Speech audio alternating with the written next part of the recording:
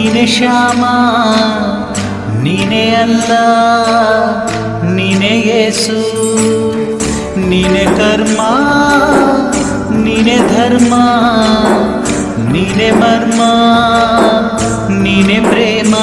ನಿಮ್ಮ ಜೀವದ ಮಾಲೀಕ ನಾನು ನಿಮ್ಮ ಪಾಲಿನ ಸೇವಕ ನಾನು ನನಗೇನು ಹೆಸರು